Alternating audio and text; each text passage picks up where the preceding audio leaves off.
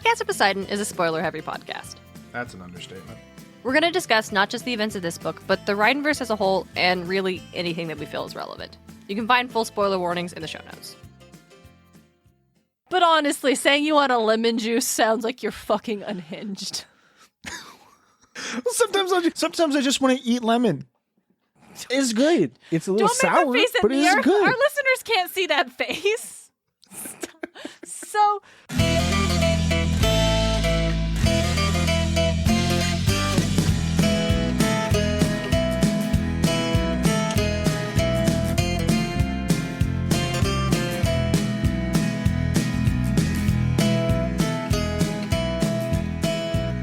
Hello, mortals, monsters, and myth lovers alike. You're listening to Podcast of Poseidon, where we explore how ancient myths become modern pop culture, buried Rick Riordan's, Percy Jackson, and the Olympians. This is Chapter 29, The Manticore. I'm your co-host, on loan from the Hunters of Artemis, Darien Smartt. Joining me is my co-host and brother, hailing from the Attitude City, DJ. How's everybody doing today? If you haven't heard of Attitude City, well, all you need to know is that everybody there has a black belt in amazing and diplomas from the University of Keeping It Real. I want a diploma from the University of Keeping It Real. Go to Attitude City. Well, do you think I can get one from the camp store? Maybe we can go check it out. All right, let's find out. Hey, y'all. Just me. DJ found out the camp store doesn't take Apple Pay, so he had to go back to the car to get his wallet. You know how it is.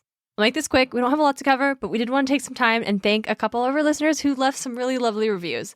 Big thank you to OnlyO9025 and Uta32 for leaving just really lovely reviews and giving us those 5 stars on Apple Podcasts. We super, super appreciate it. OnlyO has described us as a pog pod, which I believe is a good thing. DJ is not here to help me with the youth slang, but they did say that it is a very solid podcast, BTW, and also I'm pretty sure this is Owen from Through the Mist, so I would assume it's a pog is good. Thank you both so much. Sorry it took us some months to be able to thank you. You can only see reviews left by people in your same country. But I did a little bit of podcast production magic and found this program that is going to let us see all our reviews from any listener wherever you be in the world. So, if you are a listener who's outside of the US and hasn't left a review yet because, well, we won't see it anyway, now we will. And we'll be able to read it and thank you on the podcast. If you love the podcast and have fun listening, please leave us a positive rating and a review at lovethepodcast.com/PoseidonPod. This is a super helpful page we set up that's going to let you leave reviews on any of the platforms that are compatible with the device you're listening on right now. So don't worry about trying to leave us a review on iTunes if you don't listen to an Apple device or if you don't have iTunes downloaded on your computer. Lovethepodcast.com/podcast of Poseidon is going to show you all the options available to you, and you can leave us a review in 60 seconds. And I can speak for both DJ and myself when we say we would really, really appreciate it. That thing that podcasters say where reviews really help us grow, that's a true thing. That's real. So if you got a sec and you really love the show, let us know, and we'd love to thank you. That's all I got. And now, on to the show. All right, DJ, here we are, Season 3 proper. Let's kick it off by talking about the Manticore. 3. All right, Manticore. Was the Manticore really Greek? No. I never associated wasn't. it with Greek culture. No, it wasn't, but we are getting ahead of ourselves. First, we need to start with DJ. What do you remember about the Manticore from the Titan's Curse? In the Titan's Curse, he's disguised as like just an old principal dude. Mm-hmm. Dr. Thorn. Dr. Thorn. He really just kind of like whips out his tail. He never goes full Manticore. He just kind of whips out his tail and claws. And that's about it. And he throws thorns from his tail and stabs people and slashes. He's very strong.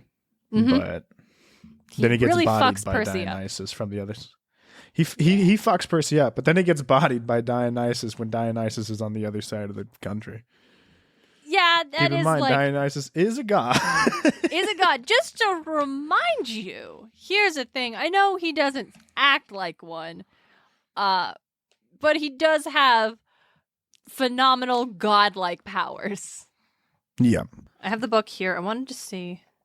Okay, so he does change fully into the Manticore. Does he? When they I first, didn't yep. catch it. So I think it only happens once. I think the rest of the time we see him, he's like disguised in like his human Dr. Thorne thing. But so they're fighting the Manticore. Grover has like started playing his reed pipes in his cause, like the grass to grow up and like bind his legs and stuff. Mm-hmm. Dr. Thorne roared and began to change. He grew larger until he was in his true form. His face still human, but his body that of a lion. His leathery... Yeah, it's fucking horrifying. It's horrifying. And the plethora of medieval art of manticores doesn't make it less horrifying. Yeah. So he's the body of a lion, face of a human, and then his leathery, spiky tail whips deadly thorns in all directions. So yeah, he does. I think later on when they meet him... Okay, yeah, you're right. So usually he shows up and he's got like 2-color eyes. And he just has like... He's in his like... He looks like a dude in a military haircut because he ran a military school. And then his like tail is out. Uh-huh. Which is a look. But yeah, after that, I don't think he turns into the full... I think you're right. He doesn't turn into the full Manticore. He doesn't bust out the lion body after that. No, thank God. It's because he realizes he doesn't actually need it. That guy could just body this child right now. Yeah. No need to go through all the trouble of like transforming. But oops, we've had a god on speed dial who just wants to kind of put Percy in his place a little bit. Fuck. Just a little bit. Make I do Percy like bow his head, a little slice of humble pie. Yeah. I do like it because not that I think Percy should ever be humble before the gods because no. Fuck them. But it's just like Percy was also just kind of being a dick. Yeah. Percy's kind of being a dick. Yeah. Dionysus wasn't being helpful. But he's like, well, maybe if you... Because Percy's calling for Chiron. And he's like, well, maybe if you asked me, I might do something. And Percy's like, fuck you. I'd never ask you for shit. And then he looks around. He's like, all of my friends are about to die. And Talia is having literally flashbacks of the worst moment of her life. So... Yeah.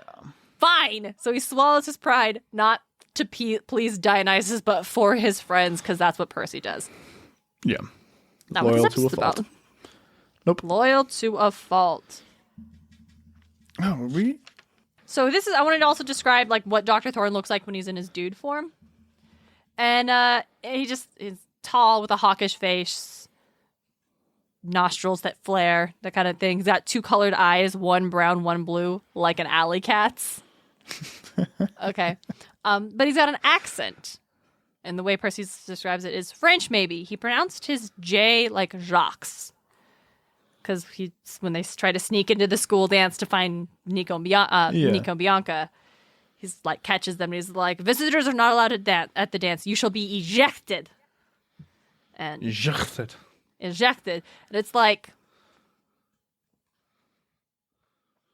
The Manticore wasn't French. So I don't know if Percy's just like... not good at placing accents or the fuck. Well, it's also like I don't know. Like the Manticore itself just seems to be like a weird. Like it's just been all over the place, right? It's been taken by every culture in some way, shape, or form. Well, okay, so so the Manticore comes from Persian culture, like Persian folklore. Yep, sounds about right. And Persia. Which is, I think Davis, do you know what Persia is? Or more specifically, what Persia was? It was the Middle East, wasn't it? Yes. Okay. Or so like Turkey in that area? Yeah. So it's a historical region, specifically in what is like modern day Iran. Okay. Yeah. So it is like the Middle East, like kind of like Southeast Asia, that kind of area of the world. And there were quite a few Greek-Persian wars. Oh, yeah, they were just mixing a lot. Yeah. But the story of the Manticore originally comes from Persia, and it got to Greece through trade stories, the same way stories travel anywhere, right? People traveling, people bringing stories with them. But what makes the Manticore interesting is that it's not like the Hydra, right? Or like a dragon. It's the story that was brought from Greece, from Persia, is that this is a totally real animal that lives in India. I'd believe it. India's got some crazy shit, especially for back then. India was wild, right? They fucking rode elephants. They were going crazy. That's exactly the kind of bullshit someone from Greece would be like, I hear in India they ride elephants. Like, not regularly. That's not like the sedan of ancient India. So here is specifically the story. It was said to live in India and had the body of the lion, a tail of a scorpion, venomous projectile spines that would just shoot out, and also the head of the human, which, as we said, is the most so that is the original. Part. Yeah. That is exactly it. Right, also, so he did his research to get the original storytelling. So, and also 3 rows of razor-sharp teeth that would allow it to consume its prey whole, leaving no trace.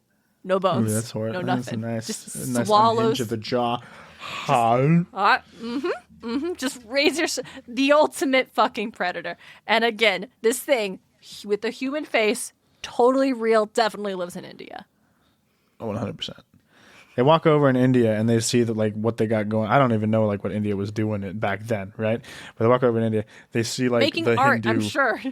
Yeah, having just, kingdoms. See that, like, the Hindu culture, the Hindu religion, just like everything that they're all about, and they're like, oh, these people who are they got some shit going on. Yeah, they got some shit going on. Oh man, like the Greeks or the Persians were one to talk. Like that's what I'm saying, right? They would go there and like everyone. Whoa. Everyone. And I bet the Indians would see the Greeks and the Persians and be like, whoa. I mean, that's true. That's culture shock exists throughout the history of humanity. Here's the thing I really want to get across. Is like in ancient Greece, in the time of these stories, in the time of the Manticore stories coming over, it's like the Hydra is like a cryptid. It's like if someone's like, oh yeah, I totally saw a Hydra on my way traveling from Athens to Thebes, it'd be like saying, yeah, my cousin saw Bigfoot when he was in Idaho. Like, that's like, okay, sure, man. But the Manticore is like saying, yeah, rhinoceroses are real. I saw one at a zoo, and it's like, yes, yeah. I've never seen one, but I know this is a real animal. And that's just like what is the things that the Persians saw to make them think that? Right? I don't know. It doesn't come from nothing. Right. Well, there's one thing I found, and I didn't know who this guy was. Oh, I did. Okay. So this was like a thing, right? And this is like the reason the Manticore. Side note, there are no myths involving the Manticore in Greek mythology. No heroes fought it. It never attacked a kingdom. Like that's not there. It's because it's a real thing in India. Because it's a real thing in India.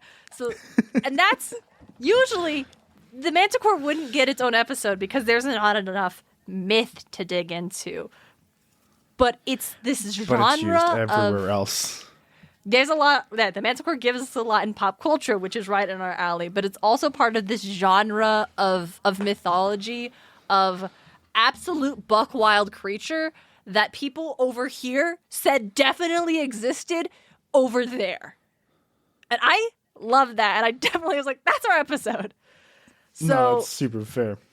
Couple things. So you asked, like, what did they think? What were they seeing, right? What did they think it was? Yeah. So yeah. A Greek traveler who lived in the time of Rome, his name was Pausanias. He wrote he did a lot of writings, and he wrote in one of his works the description of Greece. He wrote about the Manticore, right? And he didn't think it existed, right? He's like, I'm pretty sure this isn't a real thing. And I think what they saw was probably a tiger. Maybe. I mean, but body tiger. And tigers' tails are like real wishy. They're real swoopy. Stripes, big predators. Maybe you'll see the face obscured in a brush, like undergrowth. You just see the eyes. Now, meanwhile, Pliny the Elder, who was just this guy who had opinions on everything, was 100% on board. The Manticore was real. Fuck you, Pausanias. Fuck you, Paul. And if you know anything about Pliny the Elder, you will not be surprised to learn that he thought the Manticore was definitely a real thing. It just seems like at this point, it's become like the Manticore is a cryptid, right? Yes. And now that we have reached the time of Rome, the Manticore is more of that's a cryptid. You saw a Manticore? Sure, buddy. But it's like, oh no, I know it's real. I saw it. I have video footage. And then it's the most blurry fucking thing anybody could ever take with an iPhone 12. Yeah, it's wild. How is it so blurry? Why were you shaking your camera like it was Morocco? I try to shake my camera and take a picture, and it still comes out fucking clean. What the hell's wrong with you? I know, weird how we don't have more cryptid images anymore now that everyone's got really good smartphones. I'm just saying they've gotten better at hiding. That's all I'm saying. But, yeah, no, Pliny the Elder definitely was like, nah, manticores are super, super real. And in 77 AD, in his book, The Naturalis Historia, he had a whole description of the manticore, which included this detail claiming that the manticore could mimic human speech. Oh my fucking God, of course. Not I wouldn't be able to. Mimic human speech. Which is like, sure, Pliny, we needed, on top of it being this apex predator that can shoot poisonous spikes out of its tail, we also needed the nightmare detail of it can mimic human speech with its human face. Thanks, Pliny. I just wanted to talk about how the manticore means man-eater. like its name. In Middle Persian, its name, and I'm going to mispronounce this, and I apologize. It looks like Marda Nyoro? I'm so sorry. Which meant, like, to eat man. And the English word manticore comes from the Latin word manticora, which is derived of a Greek version of a Greecified version of the Persian name, Manticorus. So, it's a man-eater. It's definitely a tiger, probably. Tigers usually don't go around eating people unless times are really tough, but or they're fucking annoyed. Or you've pissed them off. You pissed Tigger off for the last time, Christopher Robin. Seriously. That was a little darker even for me. So, manticores, like I said, not a lot going on in Greek mythology. Hercules never fought one. No manticore ever came and terrorized a city. I love the Sphinx or like the Hydra or anything like that. No god ever sent a manticore to harass some humans who were too boastful. But you know who was super down with like putting manticore imagery in their culture? The Christians? Yeah, the Christians! Medieval European artists loved using the manticore in their art as a stand-in for the devil. No, that's fair. Which if you know anything about Christian medieval artists, that's 100% on brand. And it might come from Dante's Inferno. DJ, tell me more. So I just actually saw this because I'm like, I know, like it can't, like some like Christian stuff came up in Dante in the poem, the epic Dante's Inferno. Mm-hmm. Dante and Virgil descend to the 8th circle on the back of Darien, a manticore. Here, the manticore is a symbol of fraud with a human face to depict the uniquely human nature of the sin. I love Dante's Inferno. It is straight up just like Dante Alighieri writing self-insert fan fiction about the Bible and boasting about how cool he is. I don't blame him. Odysseus is down there. He meets Odysseus.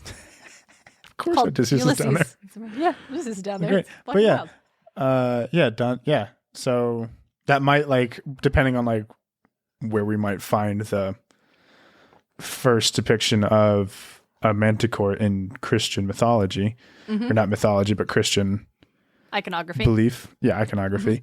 Dante's Inferno might be the first. I have no idea when Dante's Inferno came out. In the 1600s, we can check. Google it. You brought it up. You have to Google it. That's on you. That's fair. I didn't bring Dante's Inferno to the podcast. No, not the video game. Not the film.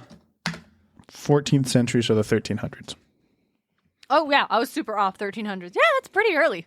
Honestly, all things considered. Yeah, so before we reach too far into Manticore pop culture, I want to acknowledge one thing that I felt was a little weird. And I can't say if it's, I don't think it was intentional kind of weird, but just a little uncomfortable kind of weird. is that the Manticore is just not Greek mythos. It comes from Persian cultural oral traditions telling stories about what they saw in India. So it's like very, very foreign, right? And when Artemis and the hunters show up and they save Percy and Annabeth, they try to save Annabeth, Percy and Talia and Grover and the D'Angelos, Artemis herself is there. And Dr. Thorne, as a Manticore, is like, you can't interfere. The gods can't interfere. And Artemis is like, what does she say? It's really good. Because she's Artemis. Everything she says is really good. I'm sorry. She says, hunting the beast is my grounds. It's something along the lines of like, beasts being hunted is like my job and you are a wild beast. Yeah. They're hunting. One of the hunters, Zoe, as we learn later, permission to kill my lady. I couldn't tell who she was talking to because she kept her eyes on the Manticore. The monster wailed. This is not fair. Direct interference. It is against the ancient laws. Not so, another girl said. This one was a little younger than me, maybe 12 or 13. Describing her. The hunting of all wild beasts is within my sphere, and you, foul creature, are a wild beast. Yep. And it's rad as hell. Like, it's really awesome. Great. He's like tries to like legalese, and she's like lawyered. Like, nah, here's the fine print. And it is good. It is a little weird. And I'm just gonna say this to get it out there, and we don't have to harp on it. A little weird that this very foreign creature, not it's not Greece, it's basically Persian creature, is the only one that we really encountered that has like this power of speech. Like a lot of monsters can talk, but this is the only one is like can talk like this and is considered a beast, right? Yep. Like a wild beast. Later she says like, it's weird that the Manticore, Artemis being it's bizarre that the Manticore has returned. It's an ancient beast. If the kids are being attacked by a Cyclops or a Gorgon and something, could Artemis have interfered directly? Because they're not beasts per se. Is the Gorgon not a beast? It's a monster, but it's not a beast. I think these are different classifications. Okay. This is something we're talking about, but I would wonder, it's like, it's a cool scene, but it is a little bit like...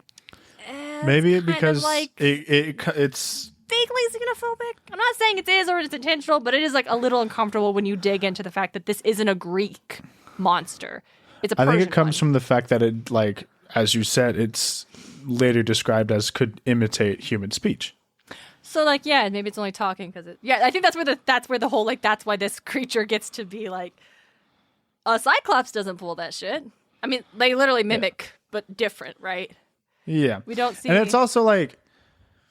And I think it's like a shape-shifting thing that he's doing. I don't know if it's the mist that the Manticore is using.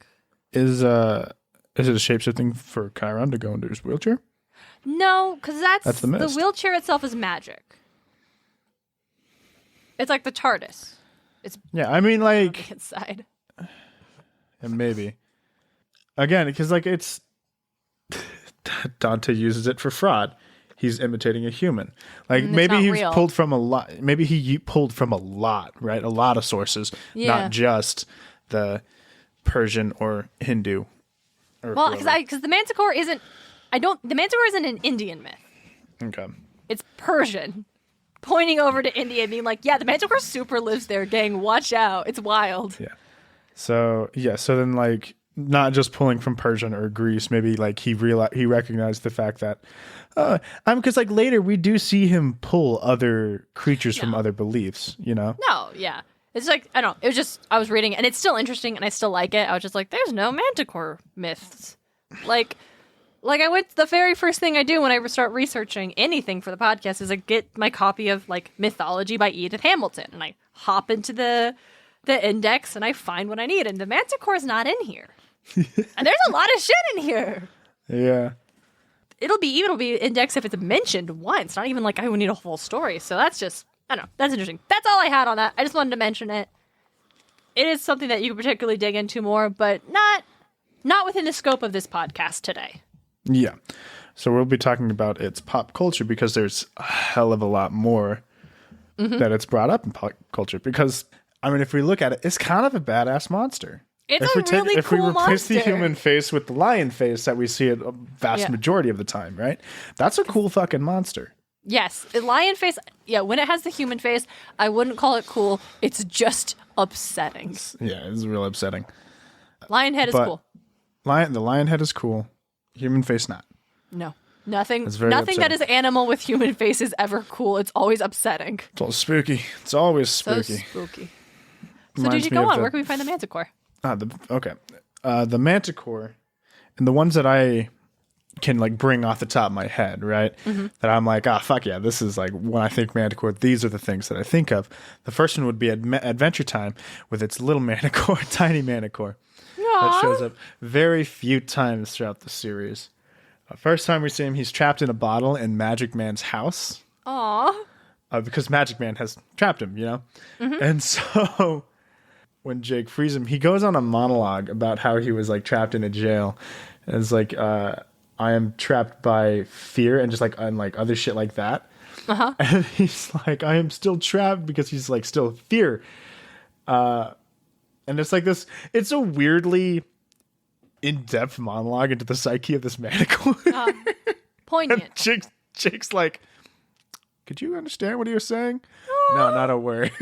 Aw. He's so small and flying away. Can't hear him. You can't hear. Like a little who. Later, he comes back and he's like an antagonist for the party. Can't remember what happened. He's either so full of somehow. rage. Yeah, he's so full of rage. He either somehow found out a way to steal Magic Man's magic and like encapsulate it, or was just attacking after Magic Man lost his magic to Betty. Yeah. Yeah, that was a fucking thing. It made me What sad. happened? Oh boy, she was trying so hard. Yeah. Anyway, Just wanted to finish Manticore. the series. I know. Manticore. Hey, you know what I did finish?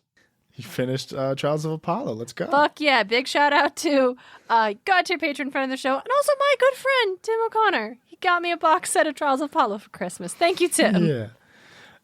The tiny Manticore shows back up, and he's like, he's got boomerangs, and so he's throwing these boomerangs. Oh, God. And like, the first time he throws the boomerang, they duck out of the and then it comes back. He's like, boomerang, and he's like, so he throws it again. They duck, and then they duck again. He's like, you're not going to get me again. And then he gets hit in the back of the head by another boomerang, and it's like, 2 boomerangs. Oh, not 2 boomerangs. Love it. I don't think he shows up later. But that's the tiny Manticore in Adventure Time. It's just stupid. It's silly. I love it so much. I'm going to look up a picture of Tiny Manticore real quick. I've never Tiny heard of Manticore. Manticore. Yeah, Adventure Time. Tiny Oh, no, I hate it. Tiny Manticore. Face is so wide. He kind of has a man face. He has a bit. mane, but his face is that of a man. That's just also Adventure Time's fucking... It's also adventure. Yeah, It's just Adventure Time. I can't do much about it.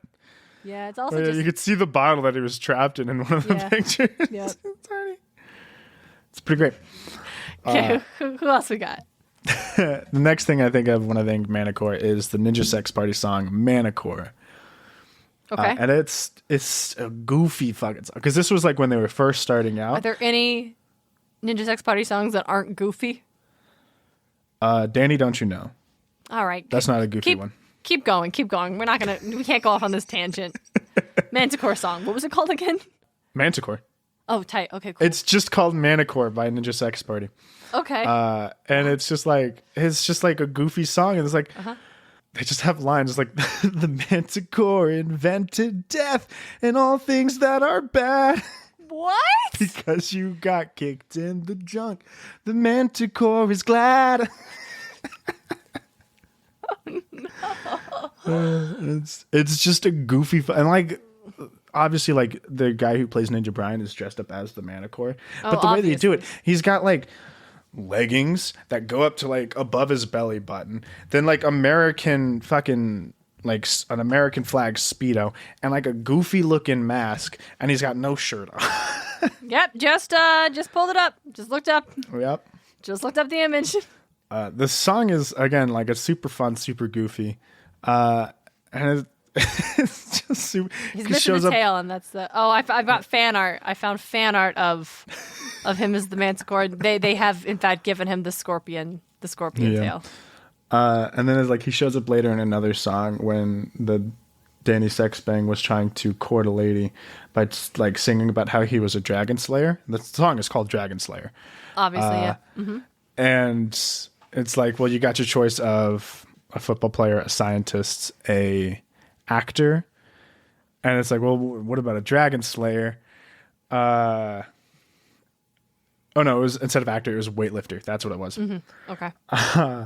And at the end of the song, it's like, so, what do you say? I see you went with the football player and the scientist. And apparently the weightlifter as well. And Ninja Brian.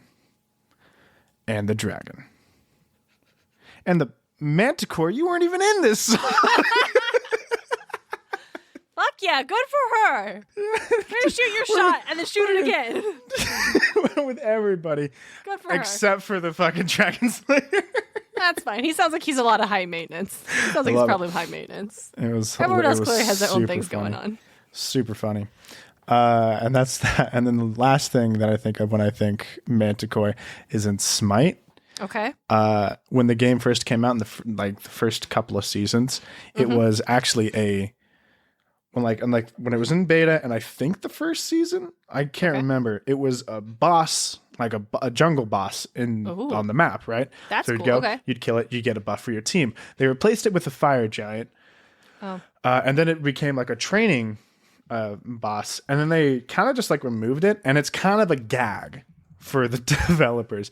Like every now and again on April 1st, it's like, okay, all right, the next god that we're adding to Smite is the Manticore, and he's got like the most busted ability. And he's like saying how good he is, and then the person who actually like normally announces it, the Lady of Lore, or the Lady of the Lore, comes in like, no, that's not what. Who let you goes in? back and forth, and I'm like, I wish they kept the Manticore in the game because I think it could be a lot of fun. Yeah, but it's also like it's very cool looking, right? But yeah, but they just kind of like goof around with it nowadays. They don't really. Mm-hmm.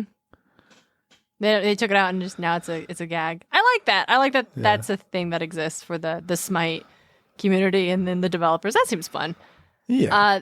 A lot of Manticore depictions will have wings, though that was not part of the original Manticore lore. Nope. That's just one of those, and they added it later because damn, you want to make something cooler? Put fucking wings on it. Put cool ass demon wings on it. Yep. Or dragon wings or whatever you want to do. Dragon wings, kind of bat wings, those leathery wings. But like feather bird wings also. You want to make a human Those cooler? are cool, but wings. Are cool, but in like a Angel. different way, right? Yeah.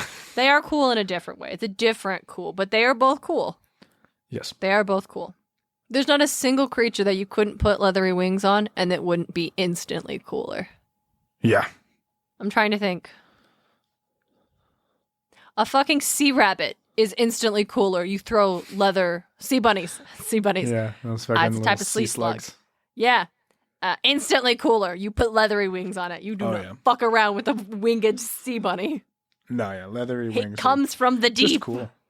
Leather wings. It is an elder god of the deep. You could take a bat that already has leather wings and then give it another set, and it is instantly cooler than it was before. How many wings makes it not cool? 3. Just only 3 wings. Not even like 3 sets. Just 3 wings. Oh, so it's flat. It's flat. But then like another wing kind of coming out of it, going fucking overtime like that. But then it's like moving itself downward. I can see third wing being potentially useful. I know nothing about engineering or aerodynamics, so I probably am wrong. But yeah, for quick the descent side, maybe, but the that's side like to just side. Dive. Maybe if it only. Okay, hold up. Third wing is cool if it is used. So the side wings flap, and then when it needs to dive down into water, back wing comes up sideways. So it's like a kind of sail, and it like can control its descent, and then the slices into the water. Third wing is still cool. Yeah, maybe. I think it just depends on the kind of wing and the like what animal we're putting on. I had a bat in my head still. You had a bat in your head still? A 3-winged bat. No, I know you could we'll put 3 wings back on the sea bunny. It uses the 3rd wing like the sail to get back in the water. Just slices in like a razor. Sea bunny's so cool. Seriously, everybody look up the sea bunny. If you've never heard of this thing, they're adorable. Weirdly cute. They're super adorable. They're super adorable. The Manticore does show up in like a couple of other games, obviously. It shows up in Ark Survival Evolved, though I don't play the game because I'm not super into its mechanics and such, but I know it's wildly popular. And it is a world boss in it, so you would go and you'd kill it and you'd get rare drops. Cool.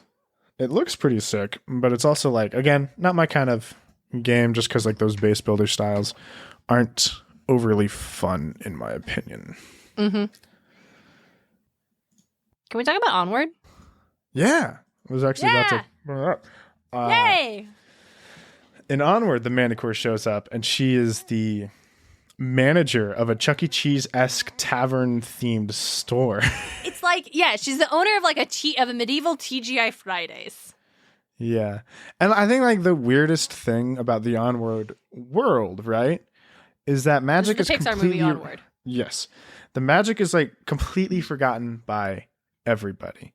As if there wouldn't be some fucking dorks, nerds, hipster-ass people being like, well, I don't need electricity, I got magic. Like, they would still practice it. So the Manticore in Onward is great. She owns a restaurant. She owns a restaurant, and she was, again, weird thing. A quest giver. She was a quest giver. She went out to do these quests. She did them. She remembers the time before electricity and before convenience.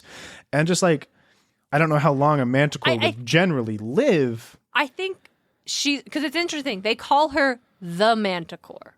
The is in her name. At the end of the movie, after their mom becomes BFFs with the Manticore and she's leaving to go hang out, she's like, oh yeah, I'm going to hang out with the Manticore. That's her name. She's the Manticore. All right, so maybe she is like, maybe it has been like, let's say. Kind of a goddess a little bit? I saw a review where they described it as like, oh, Onward is for boys like Frozen is for girls. And it's like, no, you mean Onward does for brotherhood the same thing that Frozen does for sisterhood. Yeah, exactly. These things are not for boys, for like girls. You have fucking, and that like, that's the thing, right? Is like the way that sisterhood is described in Frozen is exactly how I would imagine it if you had a sister. That was relatively like you were close to, I right? can't relate to this. You can't relate to it. I can absolutely relate to Onward in the sense that fuck, sometimes Johnny gets on my nerves. Fuck, sometimes Jerry gets on my nerves, or I get on like their nerves, right? But God forbid if I don't love them at the end of the day, and I would fucking do anything for either of them. And I love that about Onward. It is super wonderful. Yeah, I love that about Onward. I love those moments of Frozen.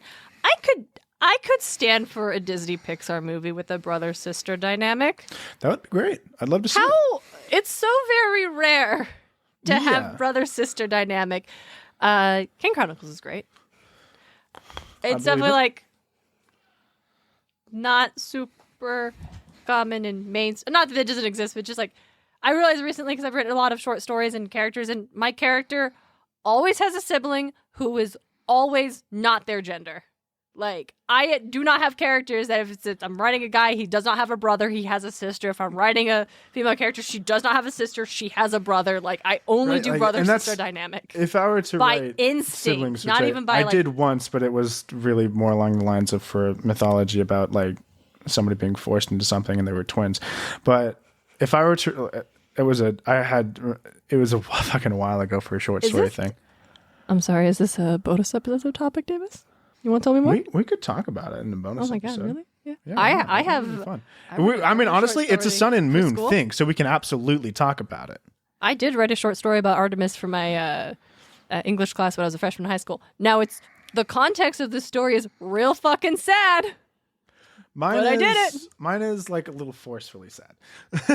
I'm like, this sounds fun. This sounds believable for like an Eastern myth. And I'm going to be real with you, kind of went a little Eastern with like influences on how I like viewed things at I think it was like freshman or sophomore. Yeah, I'm sure there is stuff that's like, this is not a thing. It's like, this is not something that like would be... This would not be like a Greek class. Yeah, this would not be like a Greek or a Middle Eastern or an African style myth. This is absolutely, I've like thinking about it. I would see Chinese mythology doing this, even though I know that that's not how they did their sun and moon thing, you know.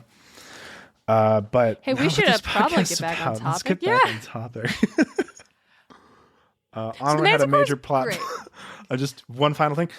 The magic thing in Onward was a major plot hole that I just like. I'm very glad that it's now out there for me. Okay, I would argue that it's not a plot hole. However, it is because it's not a plot hole, right? A plot hole is when the plot doesn't. It's not a plot hole, but it's just it's a weakness. inconsistency. It's a gap. An inconsistency. An inconsistency for world building. Is not how world building would work. It's not how humans or people work. I get they're not actually humans, but it's not how sentient life, I believe, works. No, I think that's totally fair.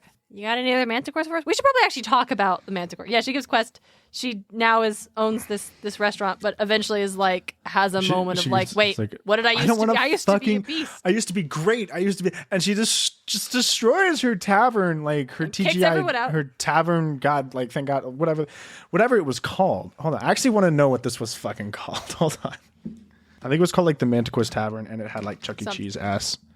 Yeah, it had like someone in costume and stuff and dancing, and it had just like bric-a-brac all over the wall. Yeah, it's called the Manticore's Tavern, and it's just like it's the original tavern that the Manticore would give quests in, but now it's a Chuck E. Cheese-esque fucking place. Yep, it's very good. And then she has a moment of like, nah, hold up, she has a bit of an episode. Just a bit. And comes back to herself and is like, whoa, hold on, what the fuck was that? I need to calm down. But then mom shows up to try to track down her sons, and she's like, you're coming with me because you know where my kids went. And they have an adventure, and it's great. Her name is Corey. The mom? No, the Manticore. Oh, Manticore. Yeah, they call her Corey. Because Manticore. Yep. What's the mom's name? Laurel. That makes sense. I had Linda on the tongue. Laurel. Laurel's great. She's my favorite character in that, definitely. Yeah, Laurel was wonderful. Mm-hmm. Lightfoot is their last name. Good fantasy name. Not super intrusive, but good fantasy name. Good fantasy name, and it's also like, the dad was a star running back or the track star. He was? Yeah. Oh, I forgot. Like, I can't remember the dad's name, but it's like, man, he could fucking run like the wind, and so that's why everybody like recognized the hoodie that Ian Dorr would wear all the time. That's right. Yeah, his name is Ian Dorr. That's fucking... Onward's a great movie. I'm going to watch Onward this weekend after I finish my school stuff. I'm almost done. Love it to pieces. Now what this podcast is about. So, we should let's start an Onward podcast. We just talk about Onward. Start a Disney Pixar podcast, but we only talk about Onward. We only talk about Onward. Welcome to Onward. We never move on. We'll be talking about everything about it because it's great, but also like DJ's got opinions. I got opinions about that movie. It's wonderful. It's got things. Our patrons are going to enjoy hearing that conversation so much. Yes. All right, DJ, any other Manticore stuff? Not a lot that stuck out to me, right? Because nothing in a while. Nothing like super crazy. It came out like again, the Spiderwick books. It came about, but not like it wasn't an enemy that the characters faced. It was just written in the journal. Hey, avoid this. Mentioned. Yeah. Avoid the Manticore. Yeah. Avoid the Manticore. Nice. This thing's fucking dangerous. Was in Charmed. That's also a you thing. Oh well, that's more of a Skylar Barsanti thing. Ah, okay. I don't know. I just recognize it, and I know you talked about it a couple of times. I have talked about Charmed, yes. But again, it doesn't even show up. It's just mentioned. It's mentioned. A lot of the times they're just mentioned. And also a lot of the times it's brought up in terms of like military stuff. Well, I think it's mentioned in like shows and stuff because it's expensive to do a Manticore. Apparently in like early scripts of James Cameron Avatar, it was going to be a big 6-limbed panther from hell is what it's described as. Panther from hell? So just this, like as one of the creatures of Pandora? With an armor, as one of the creatures of Pandora is what they were going to call a Manticore, which was a big panther with 6 limbs instead of 4, an armored head, a venomous striking tail, and a massive distensible armored jaws. Well, he's making 4 more movies. Yeah, it would be badass. And he's making 4 more movies. In the Avatar universe? We might see them. Yeah. Oh, you don't know about this? Hype. No, I didn't. The last thing I heard from like the thing that was going to come from the Avatar franchise was Avatar Frontier, which is the game coming out, and I'm very excited for. For the listeners, for those who don't know, I'm a big fan of James Cameron Avatar. Yeah, like, DJ's weird. I do not know why. Like looking back, that movie's not great. But like I liked the world of Pandora. I thought it was gonna like super cool, and I'm very excited to learn more about it. Yeah. This is not ironic. This is not like this is not like it's not like he was ironically liked it and now accidentally likes it. DJ legitimately has always liked Avatar. No, I fucking love it. I think it's super great. Maybe it's because I saw it around the time that I was getting into like just space stuff, and so I'm like, yeah, this is it, dude. This is exactly what like this is the future. But like. This fucking coolie shit. I love it. I love Avatar, dude. If I can ask any of my siblings, that movie's fucking great. Yeah, DJ's super into this is a fact, right? Write that down on your podcast episode and host notes, I guess. Oh yeah, DJ's weirdly into Avatar. We gotta go to Disney World. Gotta get you on the Avatar. Very excited. Pandora. It's just gonna be great. So can I tell you about some other mythical creatures that ancient folks thought were definitely totally real, but over there? Yes, I'd love to hear them. Oh my God, thank you. So I've got a list. I've got a few. I'd like to tell you about a couple that were courtesy of Pliny the Elder. Because as I said, the dude doubled the fuck down on the Manticore and gave it the power to mimic human speech. So, couple he had... was written in his just Naturalia Historia. This creature was called a bonacon, which was a bull-like creature from Macedonia that had a horse's mane and backwards-facing horns. So it had horns, but they were useless. They didn't do shit. So to defend itself, it just sprayed flaming hot dung for 300 feet. Yeah. How do you spell that? Bonnacon.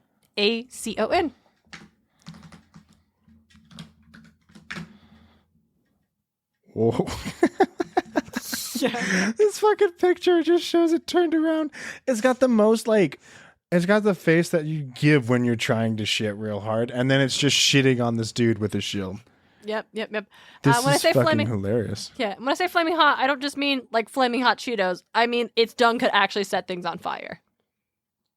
Dude, Final Fantasy XI had a lot of fucking things going for it. The Bonacon is in it, and so was the Manticore. Tight. I love that. Oh, Bonacon is in 14. I haven't encountered it, even though it's in A Realm Reborn. It's like the first. Does it do the dung thing, or I don't know. I never encountered it. That seems a bit crass for a Final Fantasy game, but I guess I don't really know much about Final Fantasy games, to be honest. Final Fantasy 14 is a little fucking crazy. It kind of goes off on its own thing. Then again, all games do their own thing, right? They're all vastly different. Not vastly, but they're all like different in the sense of like they don't actually follow the same storyline. So if you're ever thinking about getting into Final Fantasy, don't worry about which one you go into. Really, the only two games that connect are 11 and 14, but that's real loosely. It's real loosely. They're in the same world, but like fucking 100 years apart. Oh, tight. So it doesn't matter. Yeah. I don't think at this stage I can get into Final Fantasy. I've got other things going on. No, that's super fair. Very excited for Final Fantasy 16. At least, hopefully they didn't revert back to turn-based. I don't imagine they would at this point, but who's to say? So another creature that Pliny recorded was called the Hercynia. And I will just read this direct translated quote that I found. In the Hercynian forest in Germany, over there, we hear of a singular kind of bird, feathers of which shine at night like fire. So basically this bird was just a lantern that had glowing fucking feathers. How do you spell that? Hercynia. Yeah, just getting a lot of medieval things. That's sick, though. Yeah, all of these are creatures that just appeared in bestiaries in the Middle Ages. Like, that's totally real. Last one is called the Jacculus. Jacculus. This thing is horrifying. I included this because it was a flying snake. Yeah, it is. Called the javelin snake that killed its prey by falling on it. And I include this because our brother this Johnny is one- terrified of snakes, and I want you to tell him about this. I don't know if I will. He'll hurt me. You This do live- depiction of it, this depiction right here is pretty sick. It's it's a big snake with like fins on it, so I guess it just like flies magically, and it's got a really pointed nose. So it just fucking javelin is about right for what the way this looks. Yep. And yep. it lived in northern Africa, Yeah, over there. over there. I got another one for you. These ones come from Herodotus, who was a 5th century BCE Greek scholar who he actually does give us some, he's considered the father of history and provided some pretty solid accounts of the Greek-Persian War and some pretty buck-wild accounts of fucking everything else. Ooh, give me. So you will have to look up these ones because I don't have the name of the first one. He just wrote that there were ants the size of foxes in the deserts of India. And That sounds like some Crystal Skull ass shit. You know, that we saw in Indiana Jones and the Crystal Skull. Yep. In this one, he said that in Ethiopia, they hunt these creatures that were he described as whole men who were so fast. They were incredibly swift on foot, and they eat snakes and lizards and speak a language like no other but squeak like bats. DJ, does that description sound familiar to you? Sorry, say it again. Say the description. So, creatures called whole men, incredibly fast, swifter than chariots on foot. They eat lizards and bats, or they eat lizards and reptiles, and have a language that sounds like high-pitched squeaks like bats. Isn't that just moles? It's the troglodytes. Who most notably make an appearance in They do. They do make an Trials of appearance in Apollo, Trials of Apollo. the Tower of Nero. This is true. I kind of spaced on it. It's been a minute. That's okay. That's okay. But yeah, this is I included I was thinking that of real ass things that these people could maybe get confused for. Oh no, you are fair. Yeah, when I was reading, it was like it's Mothman, and I was like, I did include that one because, oh yeah, these fools show up in the books, so they got to be on the list of. They definitely said they were real and lived in Ethiopia. Understand? I got one more for you because this one is wild and appears in the Bible. What is it? So, reverse centaur. It's Called a onocentaur, which is probably not the right inflection. Yeah. But Sounds like onocentaur. it's a centaur made of that Ono fish that we all love. Wait, what? The Ono fish that you can only get in Hawaii because it never makes it past the island because it's so fucking good. I don't know about this fish. Yeah, it's why John and fucking all of us really enjoy Quinn's fish and chips is because it's made from this fish that is just really good. It is amazing fish, the best fish I've ever had, right? Mm-hmm. It never makes it past Hawaii because it gets bought immediately. I dig it. So this is reverse centaur. So it's got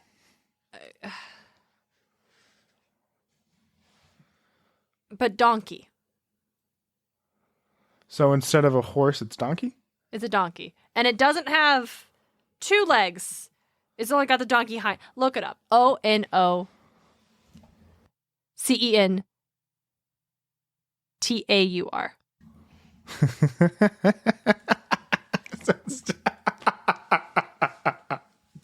Yeah.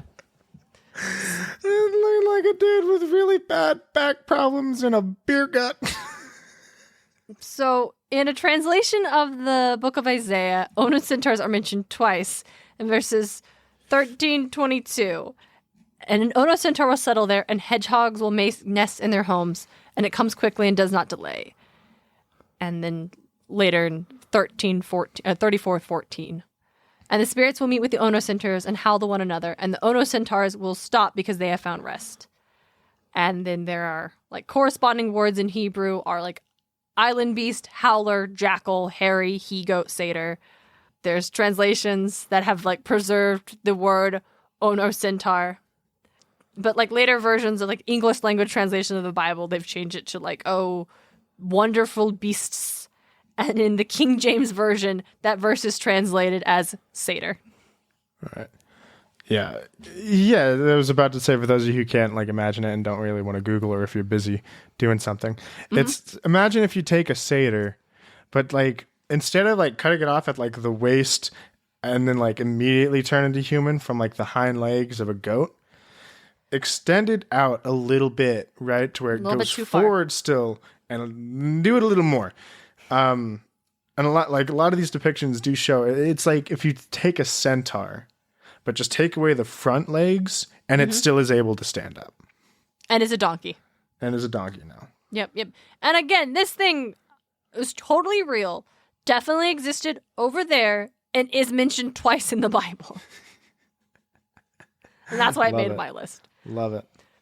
And these are not the only definitely real creatures. Medieval bestiaries are just full of this kind of stuff, and it's amazing, and I love it. But of all of them, the Manticore is probably the best one.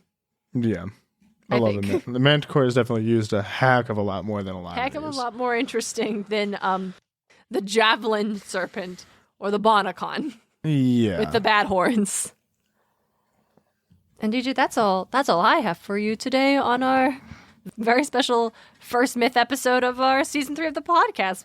You got anything else? Not really. I was trying to look through this list to see if anything else like jumped out at me, right? I really don't got much else for the Manticore or creatures that definitely existed, but over there. Mm-hmm. I mean, I guess we could then say like, oh, creatures that definitely exist, but over there could be like a Yeti. A Yeti is really good, actually, example of creature that definitely exists but over there. Yeah, because like that one is like, we haven't really actually, like Bigfoot, probably, most likely not real. A lot of people have just combed through the forests of the Northwest and the forests of the East. I don't believe Bigfoot's real. Yetis, we haven't combed through the entirety of the Himalayas. That's a really treacherous area. Mm-hmm. I would almost say Yeti is different because, and these creatures that totally exist, but over there, when you get over there, the people who live over there are like, what the fuck are you talking about? Whereas the Yeti is very much like, based on my knowledge of the Yeti, which I will admit comes from my knowledge of the research that went into creating Expedition Everest for Disney World's Animal Kingdom, the Yeti is considered like the protector spirit of the mountain. Essentially. Yeah. That's why in the ride, the Yeti is attacking you because you've invaded the mountain and it'll swipe at you. It's very cool. And that's why the Yeti is brown in the ride, and it's not white, it's brown. Because up there, creatures would be brown. They blend into the forests. Yeah. But it doesn't swipe at you anymore because they didn't build it in a way that they can fix the animatronic easily. It sucks. So it just roars. This is not standby line. No. I was in I said, in the Star Wars Expanded Universe. I'm like, oh, word? We got a Manticore? No, it's just like Star Destroyers are named after legendary beasts like Manticore, Basilisk, Hydra, and Gorgon. Yeah, most creatures in the Star Wars universe are not named after things. Like they have our their own creatures. Names. They're like modeled after. You can see that in their modeling sometimes. Something looks kind of like something, but usually they have their own like book wild Star Wars space names. Mm-hmm. I don't got much more else. Again, like it's all just kind of a lot of things that come up is just like, oh, this thing was named after the Manticore. A lot of it really is just like starship bombers or quests or like military stuff. They're all just like named after the Manticore. Even in The Witcher, the Manticore itself, like I tried to look because like you can get Manticore armor. But it doesn't seem like you kill a Manticore to get it. Oh, just Manticore as a name is a good name. It's a right? good name. Just, That's a fucking like Leviathan. Man, I love it. Those are good fucking names. Mm-hmm. However, yeah, like which it's weird that the Manticore doesn't show up in The Witcher because that game is about you being a monster hunter. Yeah, you think right? Manticore would definitely being like not just like a monster hunter like Monster Hunter where we get like Rathalos and like all these like crazy fucking monsters that are made for this specific world. Mm-hmm. The Witcher, as far as I can tell, I haven't played it and I want to. Like Witcher 3 looks fucking awesome, right? Mm-hmm. As far as I can tell, what you hunt are like mythical creatures from either Polish or like other mythologies. And the fact that the Manticore armor shows up but you don't kill a Manticore for it is a little strange. Yeah, it's odd. Well, I think on that note, we are done with our first myth episode of season 3. Yeah. I don't have anything else to go on. No, I'm good. DJ, thank you so much for bringing all the pop culture stuff to the table. I appreciate you Yeah, of sharing that course. today. I know it was more along the lines of just stuff for me, but you know. No, I dig it. Thank you so much, DJ. And thank you, listeners, all so much for tuning in for, first proper episode of season 3. We're really excited. We got a lot of Titan's Curse has a lot lot of cool shit in it, and so we've got a Very lot of excited cool about it, stuff honestly. to do. And a lot of guests lined up. Oh, yeah, I was about to say a lot of guests are going to come on, and we're very excited about it. And if you'd like to hear my Sun and Moon fanfic, we will absolutely talk about it on bonus episode because it has to do with Sun and Moon, and that's kind of a big factor in this one. Yeah, it is. All right, we will be back in your ears on Tuesday, February 1st for our Hunters of Artemis episode. Very excited. Very excited. And also, hey, DJ, that's our birthday month. It is. It is our birthday month. We were both born. Super strange. Our parents were born in October. Our brothers were born in July, and we were born in February. We were born in February. Super strange. Not planned. Yep. Not planned. Nope. This just kind of happened. Not planned, but if you go back, you can see us John and Jared were anniversary babies. Oh, no, they were birthday babies. We were anniversary babies. Yeah, I don't like thinking about that. Don't like thinking about it, but it's a fact. Birthday. Yeah. But I do like celebrating our birthdays, and so I'm very excited. Keep an eye out this month, y'all. We will definitely be doing something special. I don't know what yet. Month. Not this month, next month. Yeah, sorry. At the next month, when we... It's December while we're recording. Sorry, I broke the kayfabe. We'll figure something out. We'll think of something. We'll figure something. We'll peek behind the curtain. We're recording during our hiatus. We love you guys so much. Thank you for joining us. Thank you for joining us. And until next time, don't be like Zeus. Don't be like Zeus. Podcast of Poseidon is created and hosted by Darien and DJ Smartt. It's edited by Darien Smartt. The show is produced by Darien and DJ Smartt, as well as Tim O'Connor, the Crystal Con Man. Our music is Athens Festival by Martin Hain, and our cover art is by Audrey Miller. You can find her on Instagram at bombshellnutshellart. Like the show? Ready for more? Support Podcast of Poseidon on Patreon. Just $1 gets you exclusive bonus content. Find out more at patreon.com/podcastofposeidon. Can't spare the drachmas? You can support the show by leaving a review on Apple Podcast or by sharing us with your friends. Find all of our episodes and episode transcripts at podcastofposeidon.com. Thanks for listening.